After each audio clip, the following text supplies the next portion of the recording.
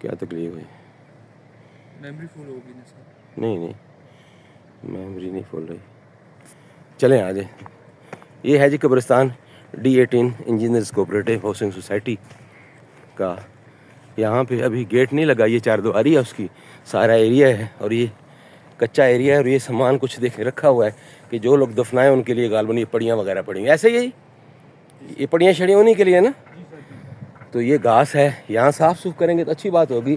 قبرستان کا یہ ایریا ہے تو ابھی یہاں پر قبریں بھی چند ہیں, لیکن اس ہیں 10 قبریں ہیں جی ماشاءاللہ.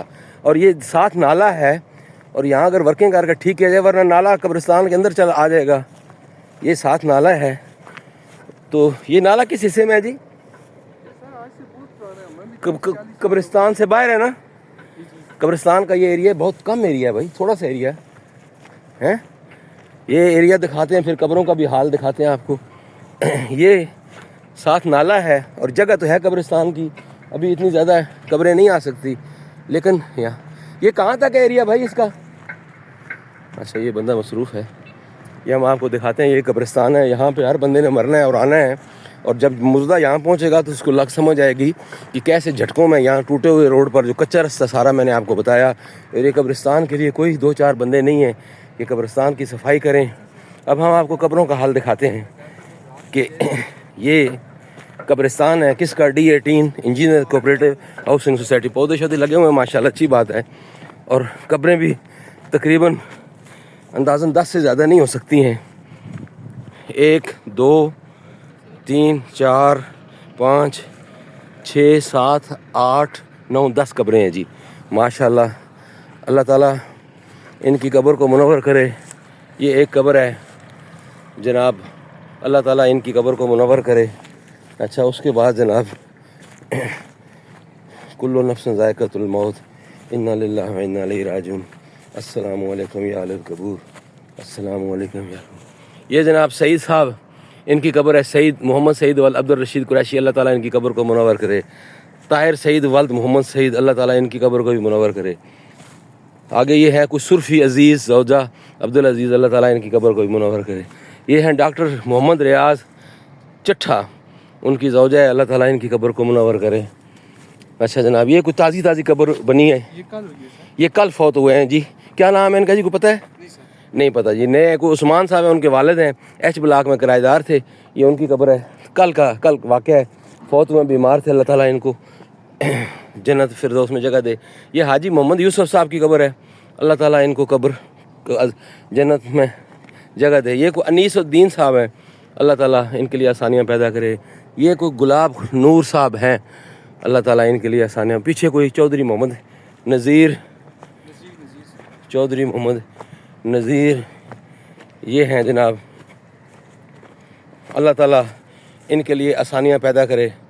پورا تختی بنائی, چودھری محمد نذیر وڑائچ, چودھری محمد شفیع وڑائچ یہ ان کے ہیں. اور جناب ایک اور قبر یہ ہیں جناب سید مسرور حسین جعفری صاحب, اللہ تعالیٰ ان کے لیے بھی آسانیاں پیدا کرے. یہ تقریباً ملا جلا کے 1 2 3 4 5 6 7 8 9 10 11 جی 11 قبریں ہیں جی ماشاءاللہ. اچھا ناظرین, بتانا یہ ہے کہ یہ قبرستان ہے, اس میں تو ہر بندے نے آنا ہے.